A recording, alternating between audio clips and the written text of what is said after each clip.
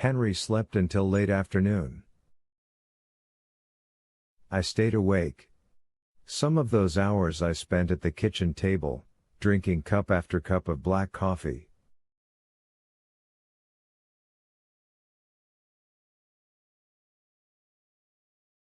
Some of them I spent walking in the corn, up one row and down another, listening to the sword-like leaves rattle in a light breeze.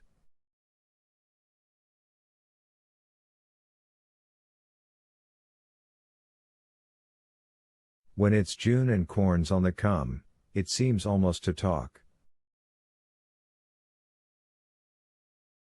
This disquiets some people, and there are the foolish ones who say it's the sound of the corn actually growing, but I had always found that quiet rustling a comfort.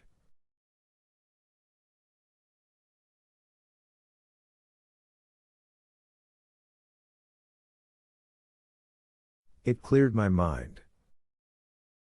Now, sitting in this city hotel room, I miss it.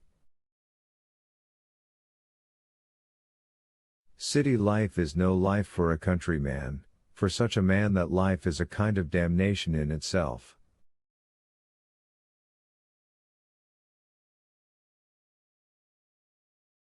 Confessing, I find, is also hard work. I walked, I listened to the corn, I tried to plan, and at last I did plan.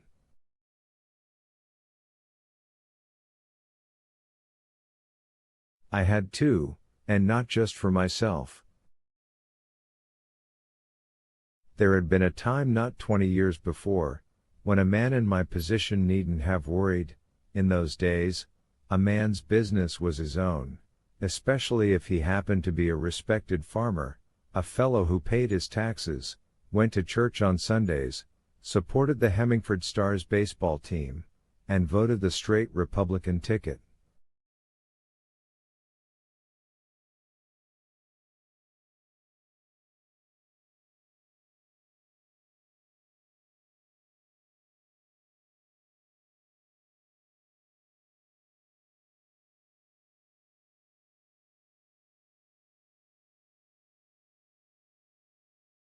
I think that in those days, all sorts of things happened on farms out in what we call the middle.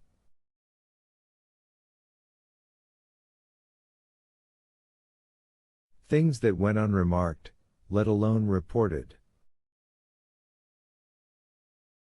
In those days, a man's wife was considered a man's business, and as she disappeared, there was an end to it.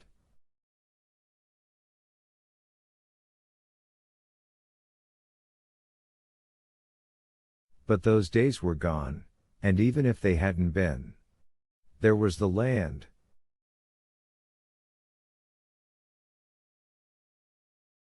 The 100 acres.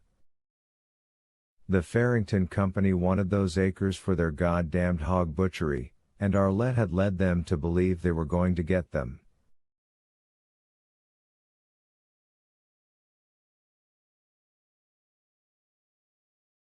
That meant danger, and danger meant that daydreams and half-plans would no longer suffice.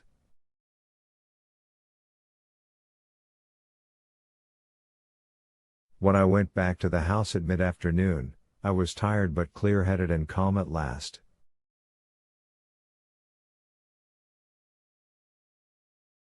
Our few cows were bellowing, their morning milking hours overdue.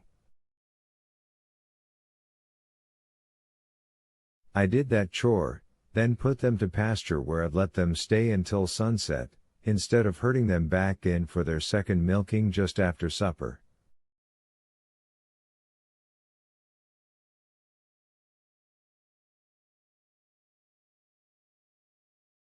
They didn't care, cows accept what is.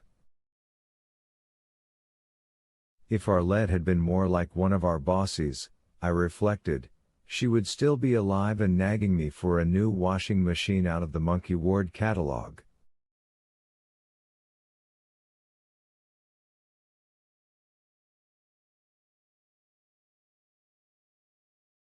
I probably would have bought it for her, too.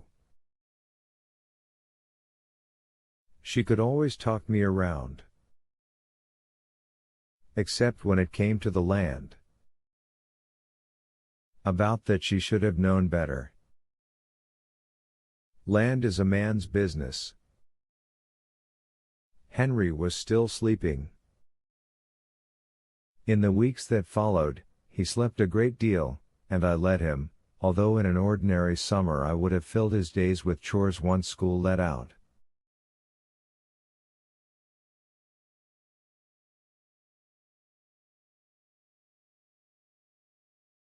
And he would have filled his evenings either visiting over at Cottery's or walking up and down our dirt road with Shannon, the two of them holding hands and watching the moon rise. When they weren't kissing, that was.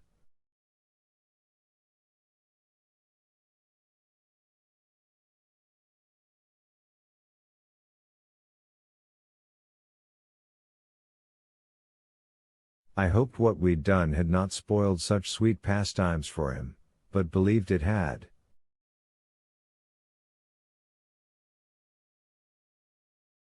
That I had.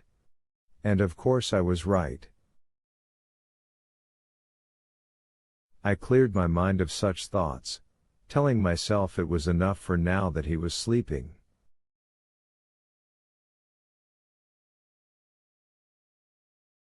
I had to make another visit to the well, and it would be best to do it alone. Our stripped bed seemed to shout murder. I went to the closet and studied her clothes. Women have so many, don't they? Skirts and dresses and blouses and sweaters and underthings, some of the latter so complicated and strange a man can't even tell which side is the front.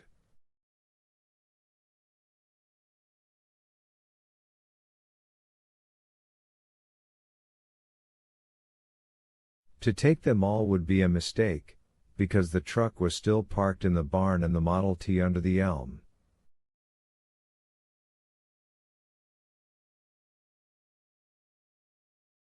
She had left on foot and taken only what she could carry. Why hadn't she taken the T? Because I would have heard it start and stopped her going. That was believable enough. So, a single valise.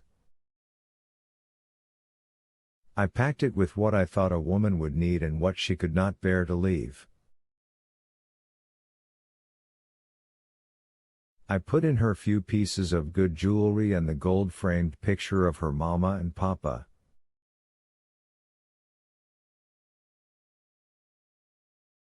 I debated over the toiletries in the bathroom, and decided to leave everything except for her atomizer bottle of Florient perfume and her horn-backed brush.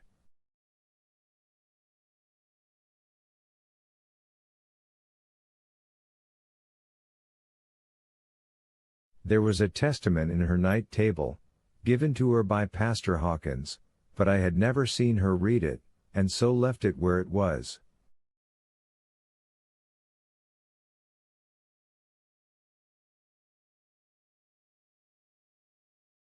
But I took the bottle of iron pills, which she kept for her monthlies. Henry was still sleeping, but now tossing from side to side as if in the grip of bad dreams.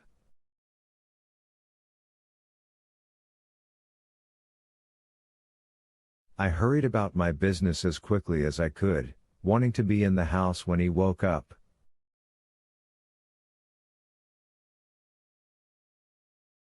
I went around the barn to the well, put the valise down, and lifted the splintery old cap for the third time.